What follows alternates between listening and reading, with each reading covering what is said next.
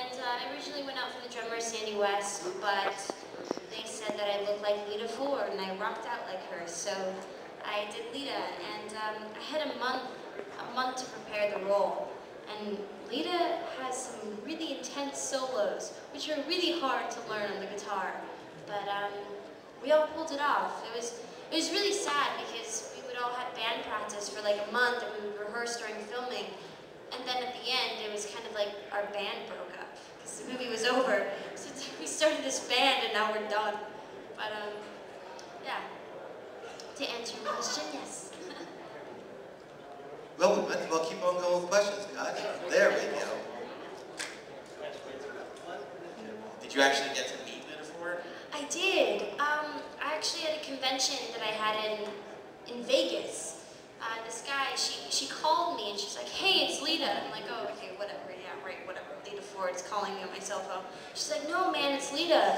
I want you to come see me perform in Lake Tahoe." So I drove up there, 8-hour drive to go meet Lita and watch her perform and be backstage. And I got to talk to her for a couple hours about the project, about her life, about my life, and it was a great experience. And I'm actually going to go see her perform in Vegas next weekend. So it's really cool.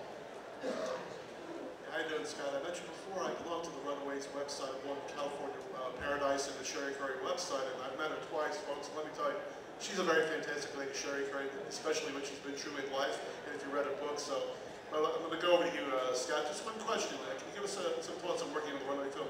What's your favorite memories? Favorite memories?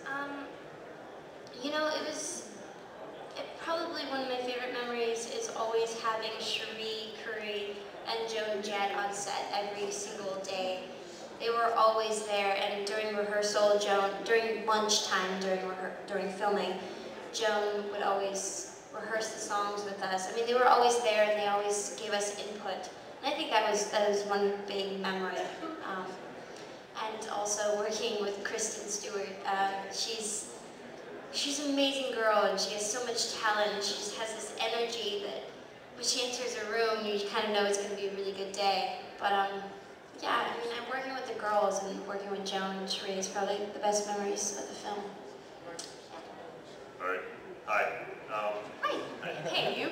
Yes. All right. Big question. I heard that you got the script for H2 kind of abruptly. You read it on the plane on the way or something. And my question is, were there any things, I mean, in the script that if Rob put it in there, you would have been like, I'm not doing that? I mean, were you worried about that at all? No, I'm not. When I did the first Halloween, Rob actually came up with the idea of the bagel scene. And really, when Rob mentions anything to you, you just kind of go for it. And that's what H2 was. It was Rob's vision, and I just went for it. No, he's a really, really talented guy, but when I heard about H2 and I heard that I was flying like 2 weeks after and I got the script and I read it on the plane, I kind of went to him and punched him in the shoulder and I said, "Thanks, man, to let me know that it's all about me." Here I am and I had no fucking idea. But it was a great experience. It was really cool. Working with him was amazing. But yeah, I mean, when Rob says anything to you, you don't say no.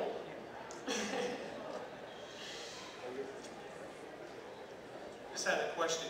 Did you really like how they took the Laurie character from Halloween 1 to Halloween 2, how they made her so much more intense, kind of made it more of a train wreck, and it was a much more deeper role to play? You know, I got a lot of the stuff. I read too much on the internet, especially about my films. And some people were disappointed about how Laurie Strode was developed in the second one. And honestly, I can ask anybody, like, if that happened to you, how would you be? I mean, I know people deal with things differently, but I know me, and I would just go completely downhill. And I just thought that was realistic. I really did. And I know Dimension cut out a few stuff in H2, so it was a little bit choppy with how my emotions were up and down like a roller coaster. But I really think that's really realistic. And was I shocked? No, I wasn't. I completely think Rob nailed it. Yeah. We're here. Hi. happy birthday again. Thank you, 21. Woo! Okay. All right. My real question is, did you ever have a direction or a path for your career? And did Halloween change that? Yeah, Halloween changed a lot in my life. I really didn't think, 4 years ago, hey, you're going to be Laurie Strode, you're going to be the Scream Queen, you're going to be like at horror conventions all around the world. Like I didn't think that would ever happen, and definitely it's changed.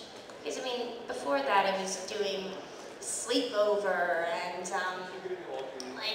like little kiddie movies, and it just definitely changes your career in a good way. I really love this. My dad's a mortician, so I grew up in the field of all that stuff. So this, I'm right there in the chair with you guys.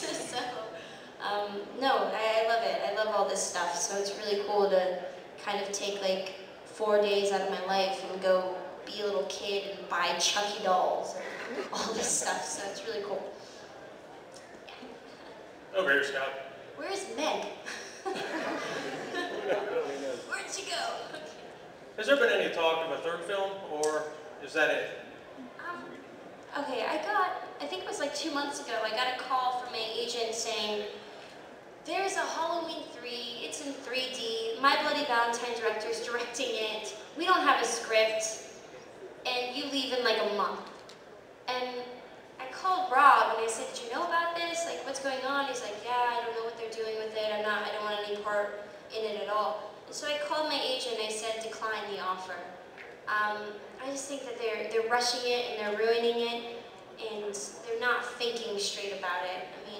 If I'm going to do a film, especially do 3 of them, I want it to make sense and be a good film rather than being rushed. And 3D, Michael Myers in 3D, like, I know you want money, but fuck, man, like, that doesn't need to happen. So, yeah, but now they've come back and said, okay, well, the end of the year, next year, we're developing the script right now, and it'll be really good. So when I read the script and I decline, you know it's going to suck. But when I do it, it's going to be really good. All right. Hey, Scout. Hey. I recently watched American Crime. Is a movie like that hard for you to do, knowing it's a true story and what that girl had to endure? Yeah, it was really hard. Ellen Page, especially working with Ellen, she's an amazing actress, and doing that scene with her after she's been brutally attacked by Catherine Keener and all the kids, it was a really tough script to read, and it was a really tough film to watch. But it was really tough doing with all the little kids on set, because it was so real to them. To us, like, in our 20s, it was okay, we knew it was a film, we knew what we were doing, but to the little kids, it was really hard. So it was hard working with the little kids on that film, and them not knowing that it was not actually happening. But yeah, that was a really good film. Yes, the second question, Cherie Curry, getting back to the Runaways film, any other thoughts on working with her? Any favorite experience you'd like to share? I'm sorry?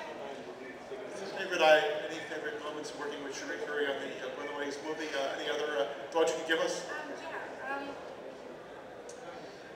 Cherie, we did band practice, and Cherie had some tough times with Lita, and I don't even know what, but some drama went down, and Lita Ford was really tough, and she was really bitchy, but she was just kind of a goal setter, and can kind of be read differently. And I guess Cherie came up to me while we were performing and doing band practice. She's like, dude, it scares me how much you look like Lita and how much you act like her. There's a scene in the film where I go off on Cherie, and she's like quitting the band, and I go off on her, and I just, basically tell her how I feel. And Cherie did not want to be present during that day because she said I acted so much like Lita Ford that it scared her, which I guess is a compliment. Yeah, but that's probably the one story that I have of Cherie.